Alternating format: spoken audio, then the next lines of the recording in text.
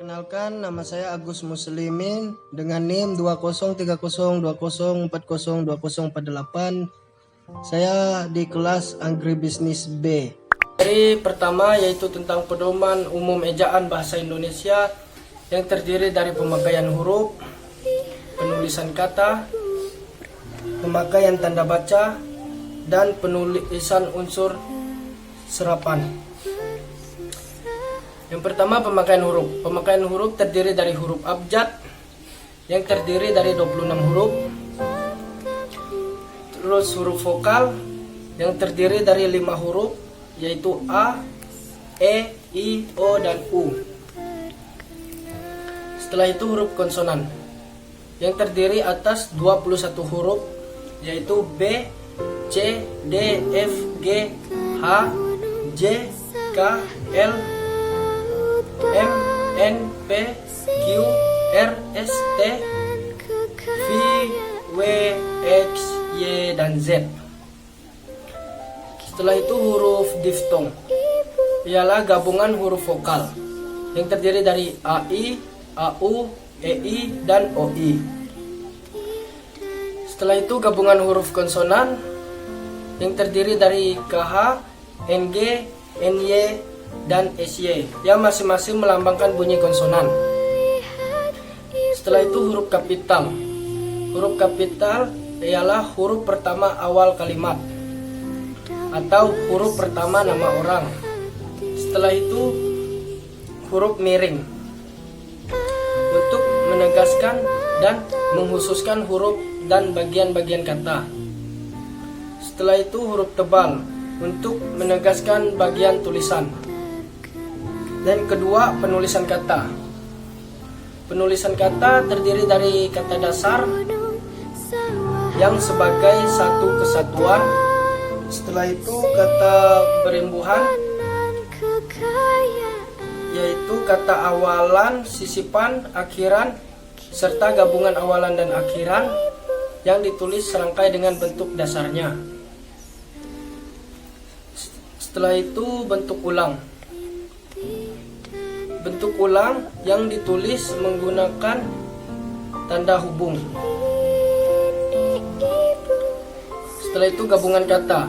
Gabungan kata ialah unsur gabungan kata yang lazim disebut kata majemuk, termasuk istilah khusus ditulis terpisah.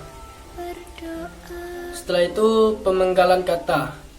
Pemenggalan kata pada kata dasar seperti buah, main, dan niat.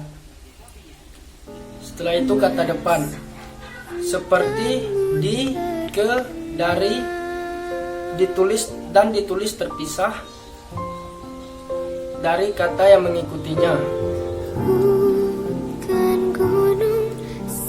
Setelah itu kata partikel yang ditulis terpisah dari kata yang mendahulunya. Terus itu kata singkatan dan akronim, yaitu nama, orang, sapaan, jabatan diikut dengan tanda titik. Setelah itu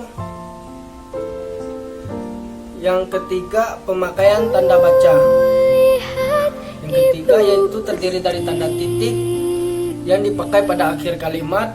Setelah itu tanda koma yang dipakai di antara unsur-unsur dalam suatu perincian atau pembilangan. Setelah itu tanda titik koma yang dipakai sebagai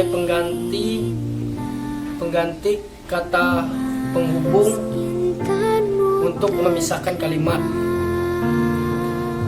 Setelah itu tanda titik dua dipakai sebagai pengganti kata penghubung untuk memisahkan kalimat.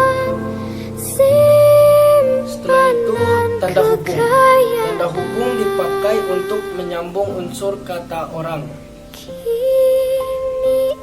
Setelah itu tanda pisah.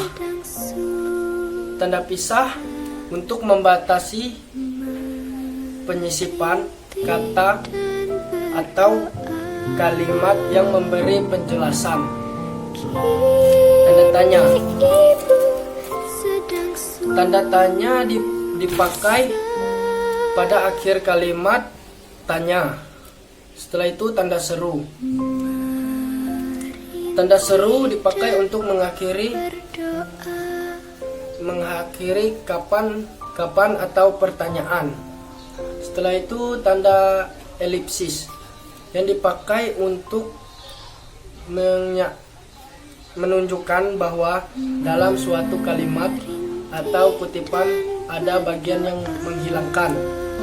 Setelah itu tanda petik untuk mengapit petikan langsung yang berasal dari pembicaraan. Setelah itu tanda petuk tunggal yang dipakai untuk mengapit petikan yang terdapat dalam petikan lainnya. Setelah itu tanda kurung untuk mengapit tambahan keterangan atau penjelasan. Setelah itu tanda kurung siku untuk mengapit huruf kata atau kelompok kata. Setelah itu tanda garis miring dipakai dalam nomor surat dan nomor alamat. Setelah itu tanda peningkatan atau apostrof untuk menunjukkan penghilangan bagian kata atau bagian angka dalam konteks. Yang keempat, penulisan unsur serapan, ialah penyerapan dari berbagai unsur dari bahasa, baik dari bahasa daerah seperti bahasa Jawa, Sunda, dan Bali maupun dari bahasa asing. Cukup sekian dari saya, terima kasih.